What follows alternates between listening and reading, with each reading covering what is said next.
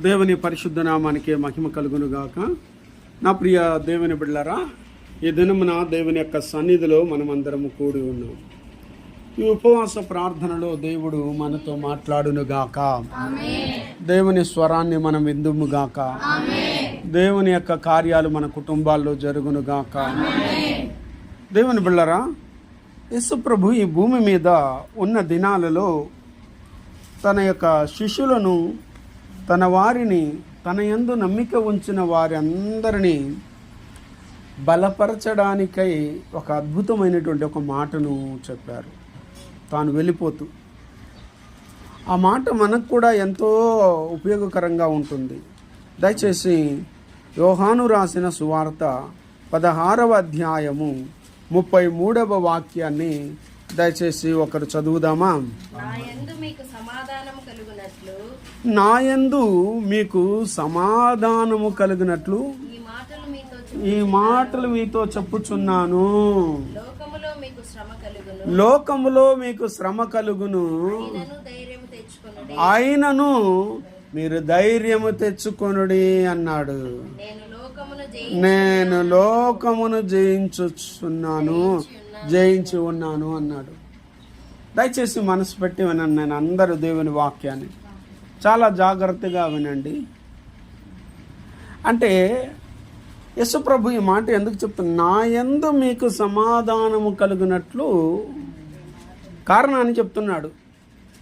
నా యందు మీకు సమాధానం కలుగునట్లు ఈ మాటలు మీతో చెప్పుచున్నాను. అంటే ఏమి అర్థం?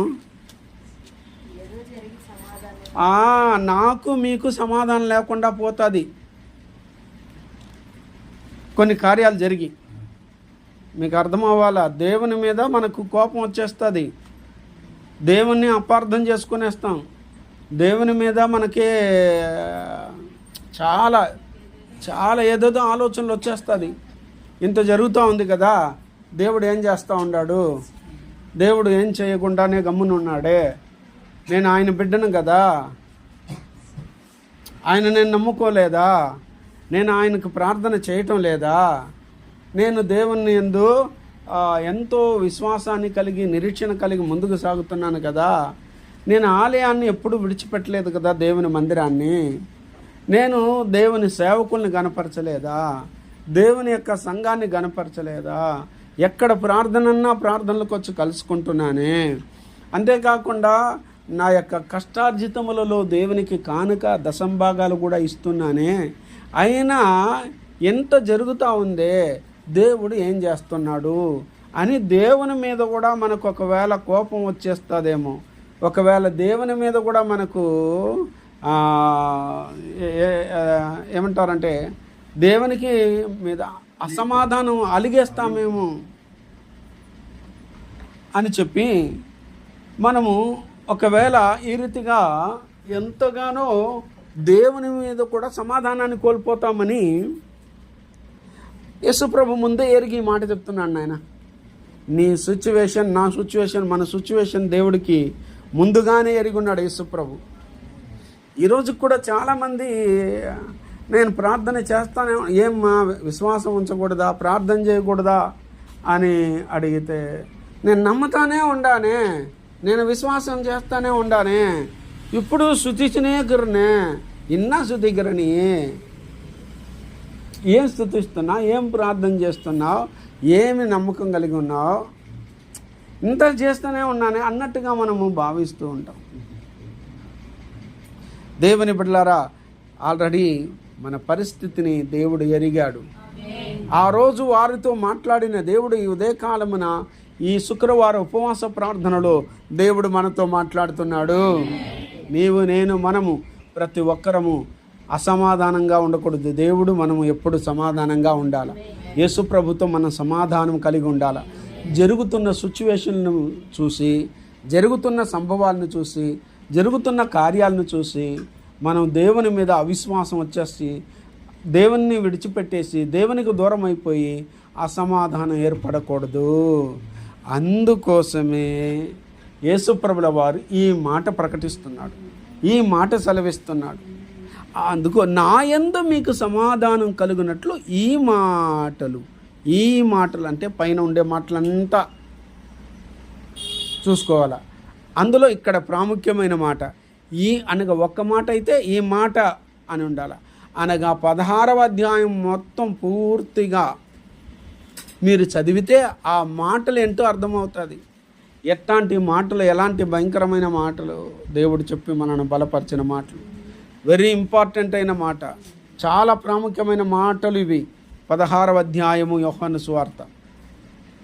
దేవునితో కూడా మనం సమాధాన పడాలి, దేవునితో కూడా సంతోషంగా ఈ విశ్వాసంలో యాత్రకు ముందుకు సాగాలి అని చెప్పి ఎన్ని కార్యాలు వచ్చినా ఒకే మాటతో అన్ని కొట్టుతూసేశాడు. ఏంటంటే ఈ లోకములో ఉండే నీకు, ఈ లోకములో మీకు శ్రమ కలుగుతుంది. ఇది మాత్రం మర్చిపోవద్దు. ప్రతి బిడ్డ ఇది ఆలోచించాల. ఈ లోకములో ఈ లోకం మామూలు గమనించండి, వేరే లోకం కాదు.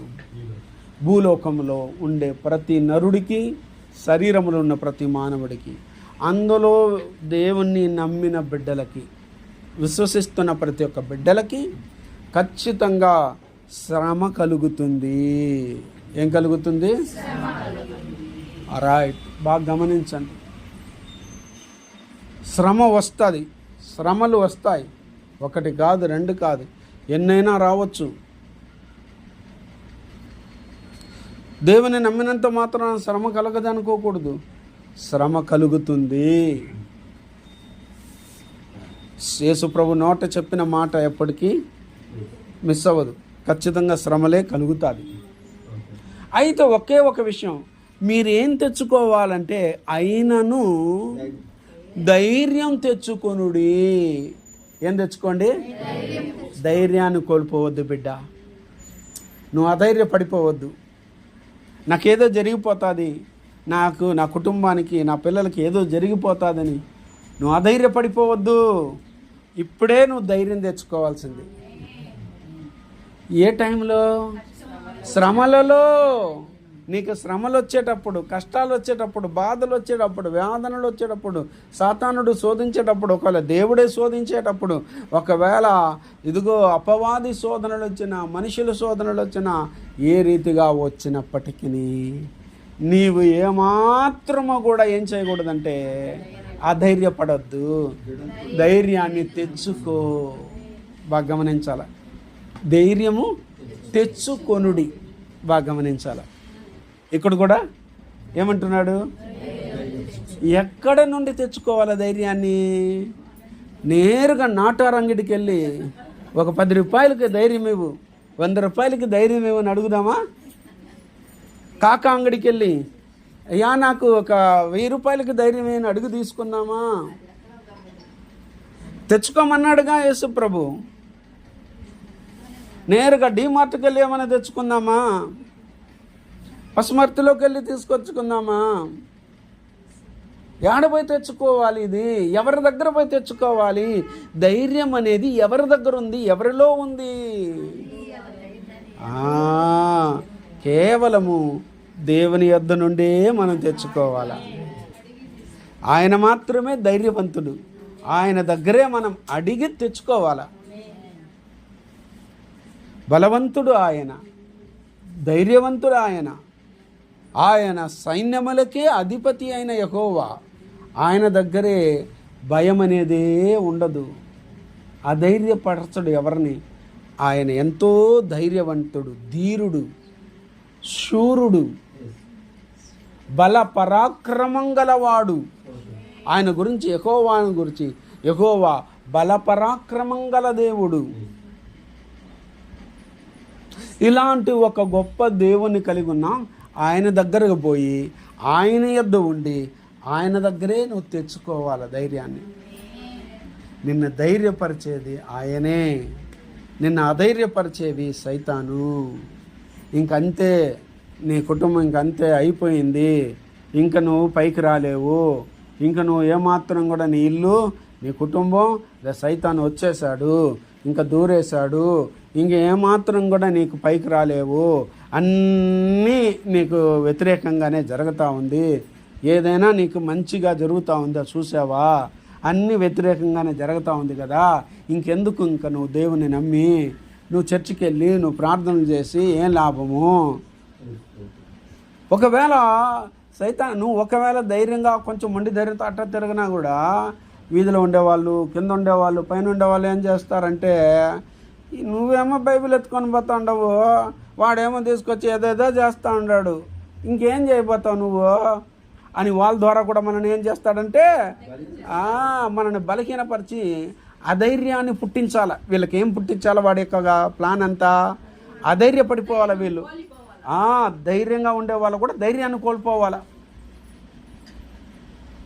ఒకే ఒకటి గుర్తుపెట్టుకో, యేసుప్రభు ఆయనను మీరు ధైర్యం తెచ్చుకోండి.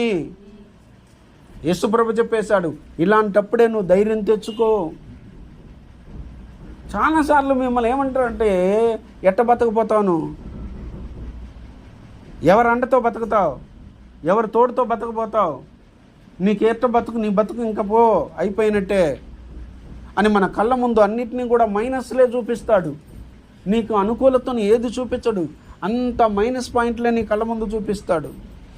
ఎందుకంటే నీకే అధైర్యం పుట్టిపోవాలా, నువ్వే వెనకడుగేసేయాలా, విశ్వాసాన్ని విడిచిపెట్టేయాలా, ప్రార్థనను విడిచిపెట్టే. ఈ దాడి దేనికంటే వాడి యొక్క ప్లాన్లలో శ్రమ కలిగిందంటే అధైర్యపడిపోతారు.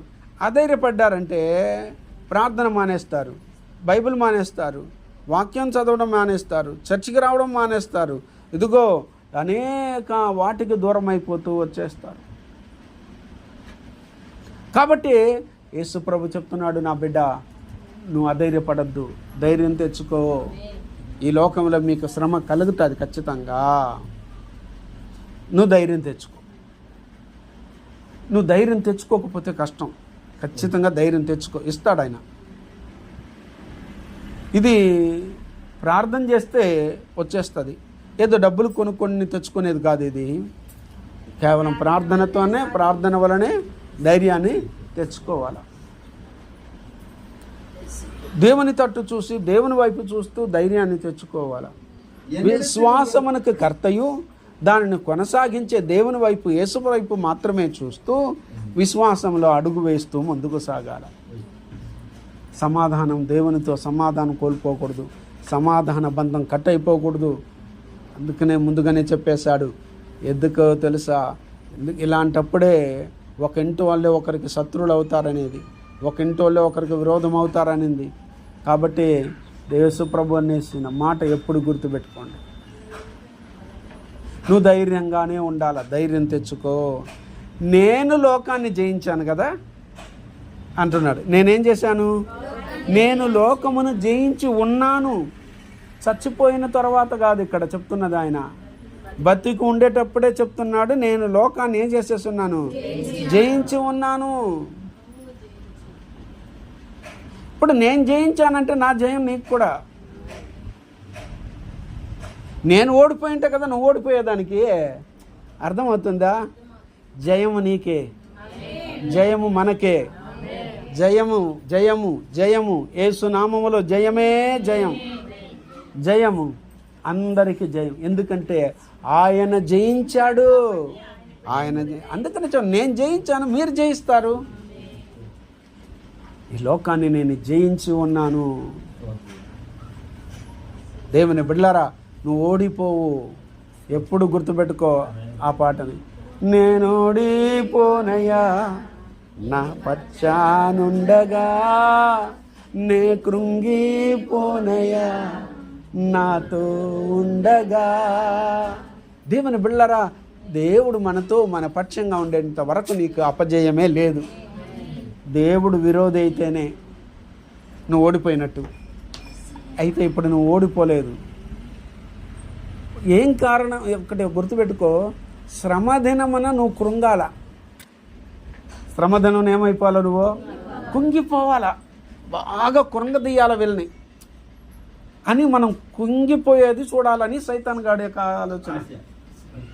దేవుడు అంటాడు, శ్రమదినం నువ్వు కృంగినావంటే చేతగాని వాడివి అయిపోతావు, చేతగాని దాని అయిపోతావు. శ్రమలు వస్తాయి, శ్రమలో కృంగకూడదు, ధైర్యాన్ని తెచ్చుకో. అనేక రకరకాలైన ప్రార్థనలు ఒక ప్రార్థనే ఈ ప్రార్థన, శ్రమలో ప్రార్థన. ఏం ప్రార్థన? శ్రమలో ప్రార్థన. నానా విధములైన ప్రార్థనలు. అదిగో శ్రమలో ఉండేటప్పుడు, శ్రమలో నీవు మనమందరము ఎంత శ్రమలు ఉన్నా, ఎంతటి శ్రమలైనా కానీ ఒకే గుర్తుపెట్టుకో, ఎందుకు నువ్వు జయిస్తావో తెలుసా? శ్రమలో నేను అతనికి తోడై ఉందును అన్నాడు. శ్రమలో ఏం చేస్తాడంట? 91వ కీర్తన 91వ కీర్తనలో 15వ వాక్యం చదువు నాయనా. ఇప్పుడు ఏమి లేదు, మనం ఏం చేయాలట? మొరపెట్టడమే సంబంధం కలిగి ఉండడం, సమాధానం కలిగి ఉండడం. సమాధానం కట్టవ్వకూడదు. నాతో మీరు సమాధానం కలిగి ఉండాలా. అందుకే ఈ మాటలు చెప్తున్నాను. శ్రమలో ఉండే వాళ్ళు చేయాల్సిన మొట్టమొదటి పని ఏంటో తెలుసా? మొరపెట్టడం. కాబట్టి శ్రమలో మొరపెట్టే మొర ఖచ్చితంగా ఆ శ్రమలో నేనేం చేస్తాను? ఉత్తరం వచ్చేసిందంటే నువ్వు జయించినట్టే.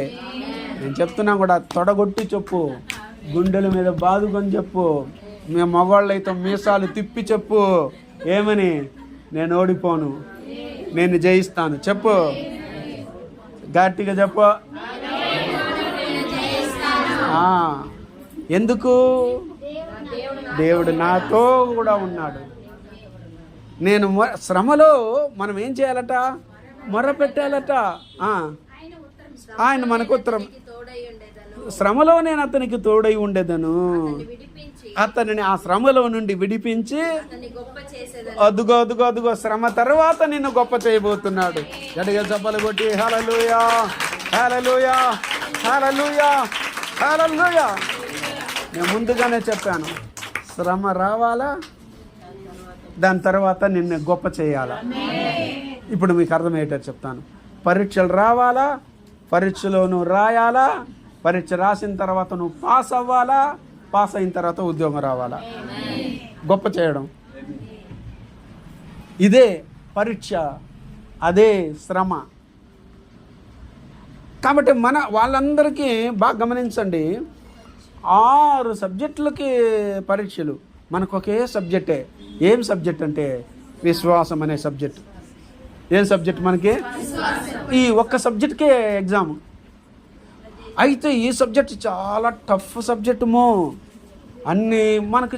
నాకు మ్యాథ్స్ టఫ్ అంటే అంటారు, ఇంకా ఇంగ్లీష్ నాకు రాదు, నాకు చాలా టఫ్ అని పఫ్ తింటూ కూర్చుంటారు. ఇంకేదంట టఫ్, చాలా టఫ్గా వచ్చింది క్వశ్చన్స్. ఫిజిక్స్ చాలా టఫ్. టఫ్ టఫ్ అని అక్కడే పడిపోతుంటే ఎట్లా? ఖచ్చితంగా అవన్నీ ఎట్టో ఒకట నువ్వు రాసి పాస్ అయిపోతావేమో. కానీ బాగా గమనించు, ఈరోజు నీకు నాకు విశ్వాసం అనేటువంటి ఈ అద్భుతమైన ఒక్క సబ్జెక్టుకే మనకి ఎగ్జామ్ అంతా. దీనికే శ్రమలు వచ్చేది. విశ్వాసంలో ఉన్న వాళ్ళకే శ్రమలు వచ్చేది. బాగా గుర్తుపెట్టుకొని, లోకస్తులకు శ్రమ వస్తుంది, దేవుడు తోడుగా ఉండడు, చేయి వదిలేస్తాడు. విడిపించే వాళ్ళు నాదుడు లేదు. మనకు శ్రమ వస్తుంది. శ్రమలో నువ్వు శ్రమ దినమున కృంగిపోకూడదు. మనం చేయకూడని పని ఏంటంటే కృంగిపోకూడదు. చేయవలసిన పని ఏంటంటే ప్రార్థన చేస్తూ ఉండాల. ప్రార్థన మాత్రం ఆపకూడదు. బాత్రూమ్ వెళ్ళినా నువ్వు ప్రార్థన చేయి, మెద్దు మీకు ఎక్కైనా ప్రార్థన చేయి, నువ్వు వ్యాపారం చేస్తూ కూడా ప్రార్థన చేయి. ప్రార్థన చేస్తానే ఉండు, ప్రార్థన చేస్తానే ఉండు. టైలరింగ్ కొడతా నువ్వు అట్టే స్తుతిస్తూ ప్రార్థన చేయి. ఎల్లప్పుడు ప్రార్థన చేయి, ఎల్లప్పుడు స్తుతిస్తూ ఉండు. ఎల్లప్పుడు నీకు జయమే కలుగుతుంది. జయము పొందుతావు నువ్వు. విజయము నీదే ఖచ్చితంగా. ఆ మాట ఎప్పుడు నీకు ధైర్యాన్ని ఇవ్వాలి. శ్రమలో నువ్వు నాకు మొరపెట్టు, నేను అతనికి ఏం చేస్తాను? ఉత్తరం ఇస్తాను. తర్వాత శ్రమలో నేను అతనికి తోడై ఉండేదను, అతన్ని విడిపించి అతన్ని గొప్ప చేసేస్తానంటున్నాడమ్మా. ఏం చేస్తాడంట అంటే త్వరలో మీకు ప్రమోషన్ ఉంది, మనం గొప్ప వాళ్ళు అవ్వబోతున్నాం. ఎవరు? శ్రమలో ఉన్నవాళ్ళు, శ్రమలో నిలబడిన వాళ్ళకి, శ్రమలను జయించిన వాళ్ళకి. ఎన్ని శ్రమలు పెట్టాడు యేసు ప్రభువుని. ఆయన అంటాడు, నేను జయించాను. ఈ లోకంలో నాకు శ్రమ కలిగింది, నాకు కూడా. నేనేం ఊరికి వచ్చి హ్యాపీగా వెళ్ళిపోలే. పుట్టింది మొదలుకొనే నాకు శ్రమలు. గర్భమున పడిందానే ఆ రోజు మొదలుకొనే మా అమ్మకి శ్రమలు, నాకు శ్రమలు. యేసు ప్రభు అంటే ఆయన అడిగితే, అయ్యా నీకేం శ్రమలు కలగలేదా అని అడిగి చూసినారంటే, ఆయన హిస్టరీ ఎత్తుకున్నామంటే ఆయన ఎన్నైనా అందుకనే చెప్తున్నాడు, నాకు కూడా శ్రమలు కలిగాయి, నేనేం చేశానంటే జయించాను. నేను ఈ లోకాన్ని ఏం చేస్తున్నాను, అది. ఇప్పుడు నీకు నాకు ఏ ఆపద కలగదు, ఏ ఆపద రాదు. ఒకసారి అదే 91వ కీర్తనలో 10వ వాక్యాన్ని చదవండి. ஆகையால் பொல்லாப்புனக்கு நேரிடாது. ஆகையால் ஏகையால் ஏகையால் பொல்லாப்பு உனக்கு நேரிடாது. கர்த்தர் உனக்கு துணையா இருக்கிறதுனால அதனால உனக்கு பொல்லாப்பு நேரிடாது. వాதை ఉన్ గుడారத்தை అణగాదు. హల్లెలూయా. మీకు అర్థమవుతుందా నాయనా? అదిగో నీకు అపాయమేమియో, శ్రమలో ఏదో అపాయం కలిగిపోతుంది అనుకుంటావుగా, అదిగో ఏ అపాయం రాదట, వస్తుంది శ్రమ. కారు వచ్చి బైకోడు స్పీడ్గా వచ్చి గుద్దినాడు, వాడికి అపాయం కలిగింది, కానీ మాకేం అపాయం కలగల, ఏం అపాయం కలగల. పాపం రక్త రణగండమైపోయింది వాడికి అయితే పాపం. దేవుని బిళ్ళరా, మనకి కానీ దేవుడు ఏ అపాయం చూడ, నీకు అపాయమేమియు మేమియో ఏమియో రాదు. చెప్పు, పక్కన వాళ్ళని విశ్వాసంతో చూసి చెప్పు.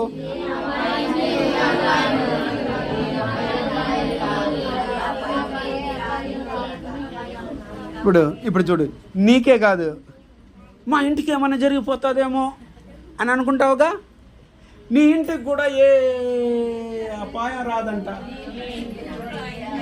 అదిగో ఆయన అంటున్నాడు చూడండి, ఏ తెగులును నీ గుడారమును సమీపించదు. ఏ తెగులును, అది మంత్రాలు కావచ్చు, అంతరాలు కావచ్చు, తాయెత్తులు కావచ్చు, ఒకవేళ ఏదైనా వచ్చేనా రాని ఏది నీ గుడారాన్ని సమీపించదు. వచ్చినా ఉల్సరపోయి భయపడిపోయి బెత్తరపోయి పోవాలా. అక్కడంట నువ్వు ఒక్కటే కాదు, నువ్వు అనుకుంటున్నా నేను ఒక్కదాన్ని, ఎట్లా నేను ఒక్కటే కదా అనుకోవద్దు. నీ వెనకాల ఒక గొప్ప సైన్యం ఉంది. నీ వెనకాల, నీ వెనక, నీతో కూడా నువ్వు ఒక్కటిగా లేదు, నువ్వు ఒక్కటి కాదు, నీ వెనకాల గొప్ప సైన్యం ఉంది, గొప్ప దూతల సైన్యం ఉంది. దేవుని బిళ్ళారా, అక్కడ చూడండి ఆ మాట చూడండి, నీ మార్గములన్నిటిలో నిన్ను కాపాడడానికి, అలుగో మార్గములన్నిటిలో నిన్ను కాపాడుటకు ఆయన నిన్ను గూర్చి తన దూతలకు ఆజ్ఞాపించును. నిన్ను కాపాడుతూనే ఉంటాడు. నిన్ను, నీ గుడారాన్ని, గుడారమునంటే మన ఇంటిని, ఒకవేళ ఈ శరీరం అనే గుడారమైనా కావచ్చు, ఇల్లు అనే గుడారమైనా కావచ్చు, ఏ తెగుళ్ళు సమీపించదు, ఏ తెగులు సమీపించదు. శ్రమలో కూడా నీ ఇల్లు నిల్చుంటుంది. ఎందుకనగా బండ మీద కట్టుకున్నావు కాబట్టి. ఇల్లు, బండ మీద కట్టబడిన ప్రతి ఇల్లు నిలుస్తుంది. వాన వచ్చినా, వరద వచ్చినా, తుఫానులే వచ్చినా, దాని మీద కొట్టినా, దాని పునాది ఎక్కడుందంటే బండ, క్రీస్తు అనే బండ మీద నిలబడి ఉన్నాం మనం. మన ఇల్లు, మన కుటుంబం నిలబడి ఉంది. అప్పుడు ఎందుకు మనం కృంగిపోవాలి? మా ఇంటికి ఏమైనా చేతబడి చేసేస్తారేమో, నాకేమైనా చేతబడి చేసేస్తారేమో, నాకేమైనా మంత్రాలు చేసేస్తారేమో, నన్నేం చేసేస్తారేమో. నిన్నేం చేయలేరు, నీకు ఏ అపాయం రాదు, ఏ తెగులు నీ గుడారమని సమీపించదు. ఏమి నిన్ను మార్గమంతా, ఇప్పుడు నన్ను ఒకవేళ ఇంట్లో కాదు, నేను బయట ఆడని పోతా ఉంటే నాకేమైనా జరిగిపోతే అంటే, ఇక్కడ చూడు, నీ మార్గం అంతా నువ్వు బయట పోతా ఉంటే కూడా నీ వెనకంటేనే, నీతో కూడానే దేవదూతలుగా ఆజ్ఞాపించున్నాడంట. ఓ సులోచనమ్మ పోతా ఉంది, ఆమెకి ఏ ఆపద రాకుండా కాపాడు అని దేవుడు దేవదూతలను బాడీగార్డ్ లాగా పెట్టుండాడు నీకు. ఆయనకు మర్యాదగా జీతం ఇచ్చేయి. అవును కదా, బాడీ గార్డ్ని పెట్టుకున్న వాళ్ళందరికీ ఏమి ఇస్తున్నారు? గన్ మ్యాన్లను పెట్టుకొని, బాడీ గార్డ్ని పెట్టుకొని ఏమీ లేకుండా దేవుని నమ్ముకుంటే నాకేమి లాభం అంటున్నావే? నిన్ను కాపాడడానికి ఉచితంగా దేవుడు తన దూతలను కావలి పెట్టుండాడు, ఆజ్ఞాపించుండాడు. వాటికి ఏం చేస్తున్నాడు? నీ పాదములకు కనీస రాయి తగలకుండా వారు నిన్ను తమ చేతులతో ఎత్తి పట్టుకొందురు. உன் வழிகளிலெல்லாம் உன்னை காக்கும்படி உனக்காக தம்முடைய தூதர்களுக்கு கட்டளையிடுவார். పారుங்க ఇప్పుడు ఆ 13వ వాక్యములో నీవు సింహములను ప్లస్ నాగుపాములను తొక్కెదవు. దేన్ని? సింహాలని, నాగుపాములని. అమ్మో, ఈ రెండు డేంజర్ అయినటువంటివి. సైతాన్ని దేంతో పోల్చారు? గర్జించే సింహం వలె ఎవరిని మింగుదునా అని తిరుగుతూ ఉన్నాడు. వాని నువ్వేం చేయవచ్చంట? తొక్కెదు. మనల్ని అవి వచ్చి తొక్కుతా ఉందా? రాత్రుల్లో మనం తొక్కుతా ఉన్నామా? అయ్యో అయ్యో అది తొక్కేస్తా ఉంది, అయ్యో నన్ను తొక్కేస్తా ఉంది. జయం ఎవరికో చూడండి, నువ్వు దాన్ని తొక్కుతావని అంటున్నాడు. నువ్వే దాన్ని తొక్కుతావు. పాములను కూడా నువ్వే. పామే కళలు, ఒకే పాము కళలు. పాము కళ్ళు ఒక చిన్న కళ్ళు కూడా దొక్కేయాల. తుండ్లు నేనైతే నా కళ్ళలోకి వచ్చిందంటే ఎప్పుడు చూసినా వస్తే నాకు ఎప్పుడు వచ్చినా కత్తి ఎత్తుకొని తుండ్లుగా నరికాడు పెట్టేసేది. ఇదే వస్తుంది, వస్తావా అని. ఇదే అది కళ్ళలోకి వచ్చినా కూడా. కానీ దేవుని బిళ్ళారా, ఈరోజు నీవు నేను ఇదిగో సింహములను నాగుపాములను ఏం చేస్తావు? త్రొక్కెదవు. కొదమ సింహములను భుజంగములను అనగా దొక్కెదవు. ఖచ్చితంగా ఏం చేయాలి? మనము తొక్కాలా యేసునామములో, కాలుతో తొక్కాల యేసునామములో. అది అప్పుడు జయం ఎవరికి? మనకే జయం ఇస్తున్నాడు. ఈ లోకంలో శ్రమ కలిగిన శ్రమలోనికి తోడుగా ఉన్నాడు. ఇంకేం భయం నీకు? దేవుడు ఎప్పుడు కూడా నీకు అపాయం రాదు, ఏ తెగులుని గుడారమును సమీపించదు. అదిగో మార్గమంతా నిన్ను కాపాడడానికి దేవదూతలను పెట్టున్నాడు. అంతేకాదు, సింహాలు వచ్చిన ఆ దారిలో, ఆ మార్గంలో సింహాలే ఎదురైనా ఆ మార్గంలో ఎందుకంటే వగైతే ఏడుకుంటే తిరిగిన కాలే. ఒకవేళ నువ్వు పోతుంటే ఆ మార్గంలో పాములే వచ్చినా ఏం చేస్తావు? దాన్ని తొక్కెదవు అన్నాడు. ఖచ్చితంగా దేవుడు సాతానును శీఘ్రంగా నీ కాళ్ళ కింద తొక్కిస్తానన్నాడే. రోమీయులకు రాసిన పత్రిక 16లో చివరి వాక్యం అనుకుంటా, చూడు నాయన. 16 సమాధానకర్తయగు దేవుడు సాతానుని మీ కాళ్ళ క్రింద శీఘ్రంగా చితక తొక్కించును. మీ ద్వారానే, మీ చేతనే, మీ కాళ్ళ కిందనే తొక్కిస్తాడంట. అయినను ధైర్యం తెచ్చుకో. నేను తెచ్చుకో. ఈరోజు మనందరికి ఒక శుభవార్త. నువ్వు ధైర్యం తెచ్చుకోవాలా. మనమందరం ధైర్యవంతులుగా ఉండాలా. అధైర్యపడద్దు. చిత్తకు దుఃఖిస్తున్నాడట. ఎన్నో వాక్యం? రోమ 16:20 గుర్తుపెట్టుకోండి. లేటుగానా శీఘ్రంగానా? అప్పుడు యాడో ఉండేవాడిని తీసుకొచ్చి ఇంటికే తీసుకొస్తున్నారు. ఆడాడిన ఉంటే కూడా లేటుగా తొక్కుతావని ఇంటికే తీసుకొస్తున్నారు. వచ్చి నీ దగ్గర తొక్కించుకొని పోయేదానికి వస్తున్నాడు. ఏమిలే, వేరేమిలే. వాడు వస్తున్నాడంటే ఊరికన పోకుండా ఇంటికి వచ్చి తొక్కించుకొని పోతున్నాడు. ఇదివరకు మనల్ని ఇంటికి వచ్చి తొక్కేసిపోతా ఉన్నాడిని ఇప్పుడు వాడు ఇంటికి వస్తే మనం ఏం చేయాలా? తొక్కి పంపించాలా.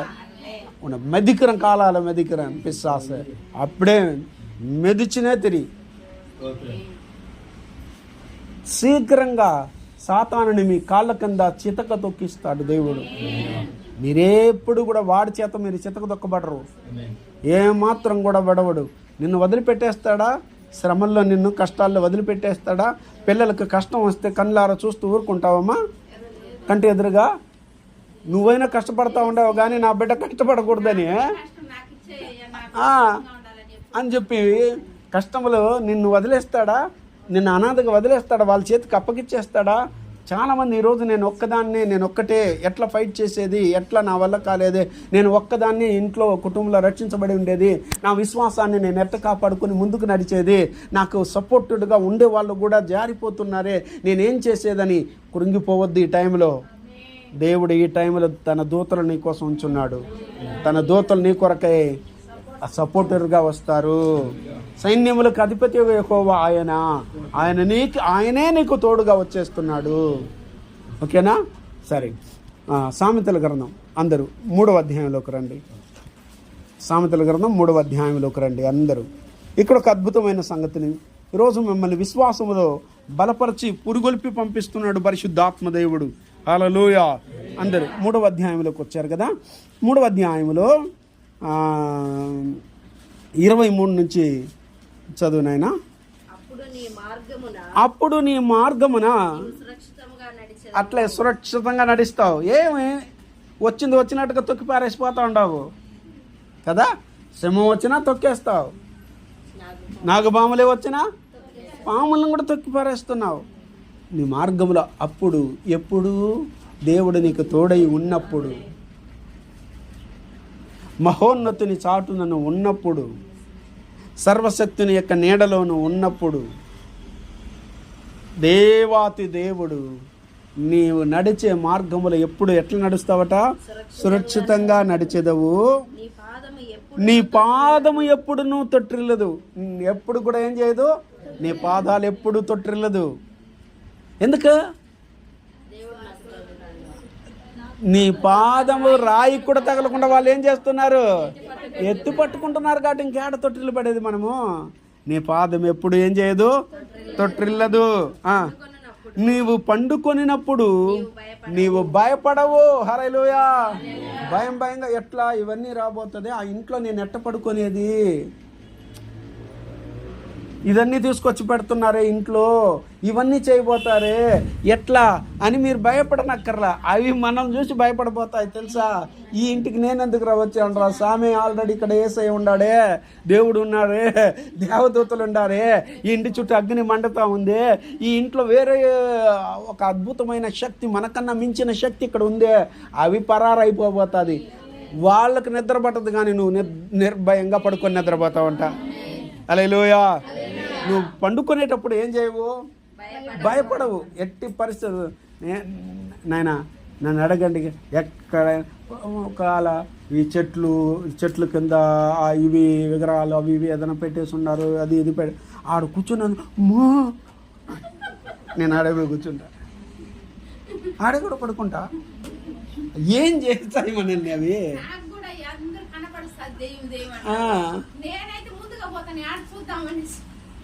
కాబట్టి దేవుడు మనకు తోడుగా ఉండేటంత వరకు మనకేం దాని గురించి చింతించాల్సిన పనిలే.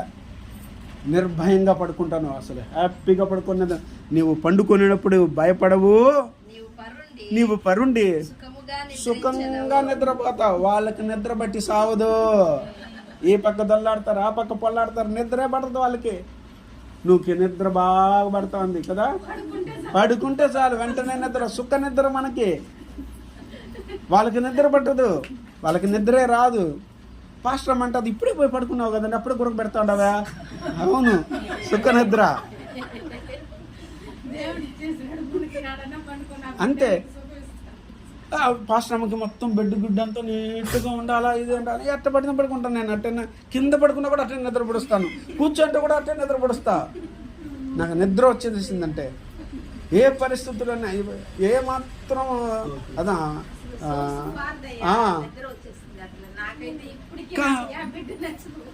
కాబట్టి ఎక్కడైనా కానీ. ఎందుకంటే నేను కొంతమంది 7 దాకా పడుకుంటాను, నాకు స్థలం మారుతూ నిద్రే పట్టదు. అదంతా కాదు. వేరే ఊరికి పోతే నిద్ర పట్టదు నాకు, వేరే స్థలం మారిస్తే నిద్ర పట్టదు అనే డైలాగులన్నీ వదులుతూ అంటారు. ఇక్కడ బైబిల్ అట్టండ్లా.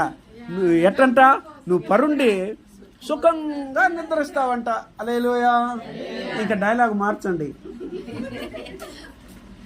నాకు అది లేకపోతే నిద్ర రాదు, నా పడకే నాకు ఇచ్చే అని గొడవలు వేసుకుంటూ ఉంటారు ఇంట్లో, కుటుంబంలో. ఒక ఇంట్లోనే నా బెడ్షీట్ నాకు ఇచ్చే, నా దిండు నాకు ఇచ్చే, నాకు నిద్ర పట్టదు రాసన్నా.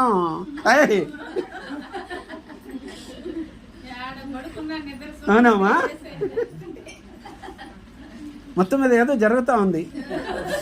దేవుని బిళ్ళరా, ఎక్కడైనా కానీ, ఎప్పుడైనా కానీ, ఏ స్థలమైనా కానీ చూడండి, పసి ருசி அறியாதான், தூக்கம் இடத்த அறியாதான். தமிழில் ஒரு பழமொழி, పసి రుచి அறியாது, నిద్ర స్థలం ఎరగదు. పలానా చోట దేవుడు తన బిడ్డలు చూడండి, అట్లా నువ్వు నిద్రిస్తూ ఉండేటప్పుడే నా ప్రియులు నిద్రించుచుండగా వాళ్ళకి ఇచ్చుచున్నాడంట. నువ్వు నిద్రపోయేటప్పుడు అన్నీ ఇచ్చేస్తాడు నీకు. వాళ్ళకి నిద్రపోతే కూడా ఓన్లీ గురక జొల్లు ఇస్తాడు తప్ప, నీకు మాత్రం నిద్రపోయేటప్పుడు అన్ని దీవెనలు ఇచ్చేస్తాడు. అన్ని ఒక్కొక్కరు దిండు చూడండి మొత్తం తడిసి ముద్ద అయిపోయి ఉంటుంది. ఇటు పక్క పడుకున్నా ఇటు పక్క గారిపోయా, ఈ పక్క చూసినా ఈ పక్క గారిపోయా. తెల్లారు చూస్తే తెల్ల మీసాలు వేసుకొని అని బయటకు వస్తారు. ఈ పక్క ఆ పక్క తెల్లగా.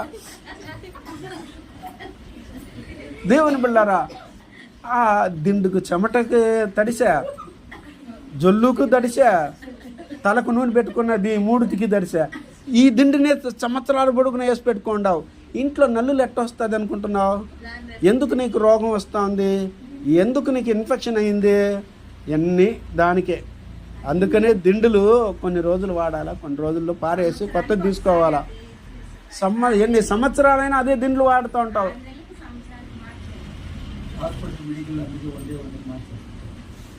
కాబట్టి నా ప్రియ దేవుళ్ళరా, నువ్వు పండుకొని ఏం చేస్తావంట? సుఖంగా నిద్రించదవు. ఆకస్మికముగా భయము కలిగినప్పుడు, దుర్మార్గులకు నాశనం వచ్చినప్పుడు నువ్వు భయపడొద్దు. దేవుని బిడ్డ, అకస్మాత్తుగా అంట ఎట్టంట భయము కలిగేటప్పుడు. వెనుజులాలో 2 సార్లు నిన్న 6కు 2 సార్లు భయంకర రెక్టర్ స్కేల్లో 7.5 ఫైన్ వచ్చేసింది. భూకంపం. దాదాపు 100,000 మంది చనిపోయినట్టుగా మనుషులు, 1,00,000 మందికి వరకు ఉన్నారు.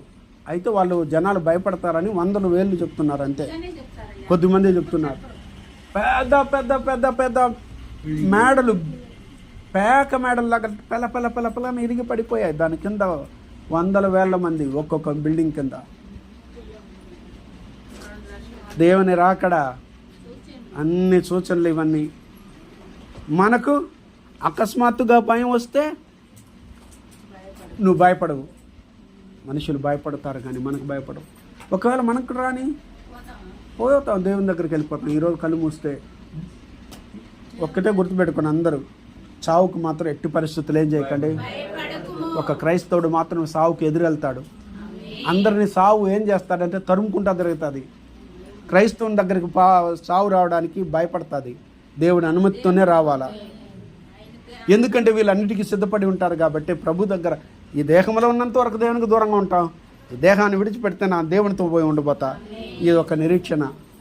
కాబట్టి దేవుడు ఎంత చక్కగా ఈరోజు మనతో మాట్లాడుతున్నాడంటే, దుర్మార్గులకు నాశనం వస్తుంది. దుర్మార్గులకు ఏమవుతుంది? నువ్వు భయపడొద్దు. వాళ్ళకి నాశనం కలిగేటప్పుడు కూడా ఏం చేయొద్దు. అయ్యో అక్కడెట్లా జరిగింది, ఇక్కడెట్లా జరిగింది, భయపడొద్దు. శ్రమ కలిగేటప్పుడు కృంగిపోవద్దు. శ్రమను చూసి వెనకాడద్దు. అదిగో దేవుడు ఏమంటున్నా అంటే, యెహోవా నీకు ఆధారమగును. నీకు ఆధారం ఎవరు? మనుషులను ఆధారం చేసుకోలేదు మనము, రాజులను ఆధారం చేసుకోలేదు మనము, మంత్రగాళ్ళని ఆధారం చేసుకోలేదు మనము, వైదికుల్ని ఆధారం చేసుకోలేదు మనము. నీకు నాకు ఎవరు ఆధారం? యెహోవాయే ఆధారం. ఆధారం నాకు ఆధారం, నాకు తోడు నీడై ఉన్నని కృపయే ఆధారం. ఆశ్రయము నాకు ఆశ్రయము, ఆపత్కాలమందు ఆశ్రయం, నీ నామం ఆశ్రయము.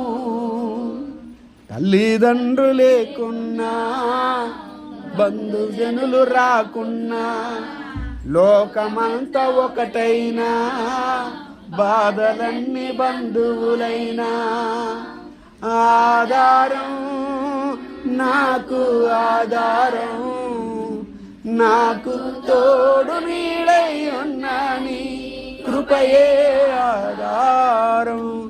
యెహోవా నీకు ఆధారం. చెప్పండి, దేవా నీవే నాకు ఆధారం అని చెప్పండి. యెహోవా నీవే నాకు ఆధారం.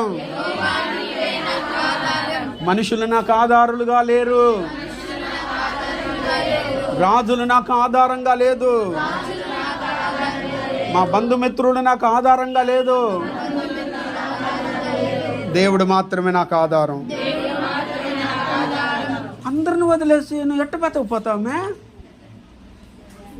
ఎవరు నీకు ఆధారం? దేవుడు నీకు ఆధారం.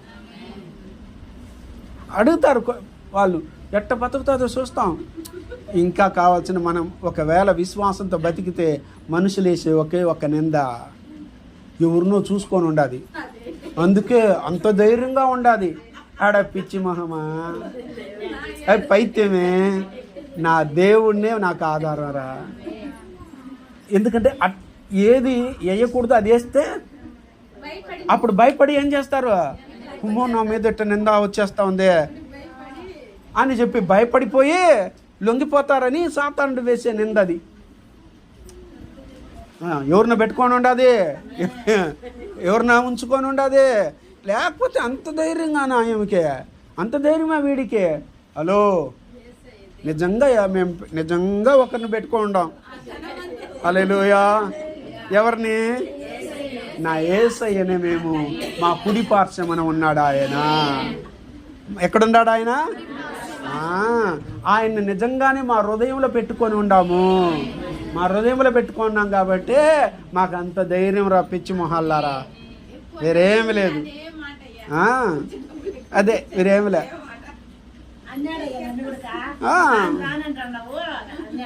అదే అదే దేవుని బిడ్డలారా, ఆలోచించండి. దేవుడు నాకు ఆధారం. నాయన ఈ జీవకోణంలో నాకెవరు ఆధారం? ఎవరు ఉండారు?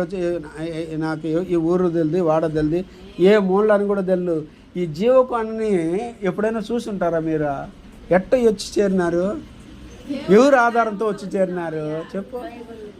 దేవుడు యెహోవాయే ఆధారమగును. యెహోవాయే నీకు ఆధారమగును. అంతేకాదు, నీ కాలు చిక్కబడకుండానట్లు ఆయన నిన్ను కాపాడుతాను. నీకు వాళ్ళ కాళ్ళు చిక్కుంటుందేమో కానీ నీ కాళ్ళు చిక్కబడదు. దేవుని వాక్యానైనా అద్భుతమైన సంగతులు ఇవన్నీ. దేవులారా, ఇది చెప్తా ఉంటే నిజంగా నా ఒళ్ళు నొప్పులన్నీ పూడ్చింది. ప్రేయర్ అయిపోగానే మొత్తం కంప్లీట్గా విడుదల. చూసి ఇదన్నీ చెప్పిపోతాడు, వీళ్ళందరినీ బలపరచబోతాడు వీడు అని వీడిని కుంగతీద్దామని చెప్పి పడుకోబెడదామనుకునింది. తలనొప్పిగా ఆమె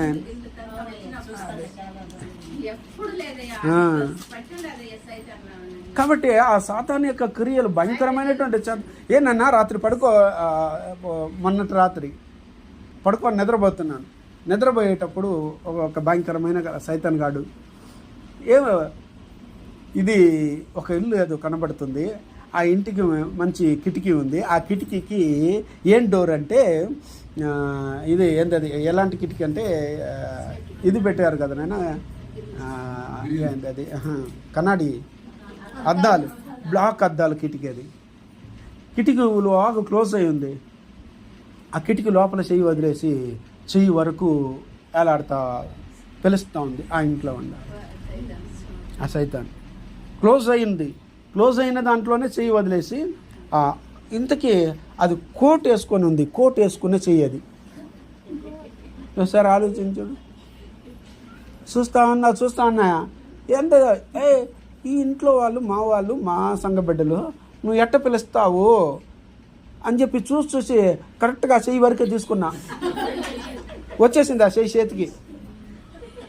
ఇప్పుడు దాన్ని గట్టిగా చేతిలో పట్టుకొని ఆ ఇంట్లో వాళ్ళకు చూపిద్దాం, పలానా ఇల్లు అని నాకు తెల్లు. అయితే ఆ ఇల్లు స్టెప్స్ కూడా ఎక్కేటట్టే ఉంది ఆ ఇల్లు. సరే అని చెప్పి ఆ ఇంటికాడికి తీసుకొని వెళ్దామని చెప్పి వీళ్ళకి, చూడు మీ ఇల్లు మీ కుటుంబానికి వీడు ఇంత భయంకరమైన పని చేస్తున్నాడు, చూడు నేను పట్టుకున్నానని ఆ చేతులు కానీ గట్టిగా ఆ ఇదిని వాళ్ళ చెయ్యిని పట్టుకొని ఆ కోటుని అట్టే పట్టుకొని వెళ్తాను. నా విడిపించుకోవడానికి ఆ చెయ్యి ఎంత తనకలాడిందంటే, ఎంత విడదీసుకోవాలన్నా వదల్లా. ఇంటి దగ్గరకు వాళ్ళ దగ్గరకు చూపించడానికి పోయేటప్పుడు ఆ చెయ్యి మాయమైపోయింది. నీకు ఏ చెయ్యిని చూపించేది వాళ్ళకి? అట్లాంటి తంత్రగాడు వెంటనే మెలకు వచ్చేసింది. అంటే ముందుగానే అపవాది హెచ్చరిస్తున్నాడు. కాబట్టి నా ప్రియ దేవులారా, ఇది అన్ని భయంకరమైనటువంటి క్రియ. దేవుని బిళ్ళారా, నీవు నేను ఏమాత్రం కూడా మన కాళ్ళు చిక్కబడకుండా ఆయన ఏం చేస్తాడంట? ఆయన నిన్ను కాపాడును, ఆయన నిన్ను కాపాడును. ఈ మాటలన్నీ మనసులో పెట్టుకోనండి, నీ హృదయంలో దాచిపెట్టుకోండి. ఈరోజు ప్రభు ఈ లోకంలో నీకు శ్రమ కలిగినా ఒకటి గుర్తుపెట్టుకో, దేవుడు నీకు తోడై ఉన్నాడు. దేవుడు నిన్ను విడిపిస్తాడు, నిన్ను గొప్ప చేస్తాడు. శ్రమ దినంలో నువ్వు ఏం చేయకూడదు, కుంగిపోకూడదు. ఏం చెయ్యాలా? ప్రార్థన మాత్రం చెయ్యాలా. అలా చేసేటప్పుడు దేవుని బిళ్ళారా, నీ మార్గంలో చూడండి, నిన్ను కాపాడడానికి దేవుడు దేవదూతల్ని ఉంచున్నాడు. నీకు ఏ అపాయం, నీ గుడారానికి కూడా ఏ తెగులు సమీపించదు. నీ మార్గములంతట్లో నిన్ను కాపాడడానికి తన దూతలను కాపాడించు. నీ పాదాలకు కూడా రాయి తగలకుండా వాళ్ళు నిన్ను కాపాడుతాడు, నిన్ను ఎత్తి పట్టుకుంటారు. ఎదుగో సింహములను పాములను కూడా ఏం చేస్తావు? తొక్కేదవు. సాతానుని వాణిని శీఘ్రంగా నీ కాళ్ళ కింద ఆయన చిత్తకు తొక్కుతాడు. అలా తొక్కిన తర్వాత నువ్వు ఎట్టుంటావంటే నీ మార్గంలో నువ్వు సురక్షితంగా నడిచి వెళ్ళిపోతూ ఉంటావు. ఇక్కడ చూసాను, నువ్వు పరుగుని బాగా నిద్రపోతావు. ఆకస్మికంగా భయం వచ్చినా భయపడొద్దు. దేవుడు నీకు ఆధారం అయిపోతాడు. నీ కాళ్ళు చిక్కపడకుండా నిన్ను ఏం చేస్తాడు? ఆయన కాపాడుకుంటాడు. ఆయన బిడ్డవు కాబట్టి అట్టి కృప మీ అందరికీ పరిశుద్ధాత్మ దేవుడే అనుగ్రహించునుగాక. మనకు జయమే కలుగునుగాక, అపజయము సాతానికి కలుగునుగాక. ఆమేన్.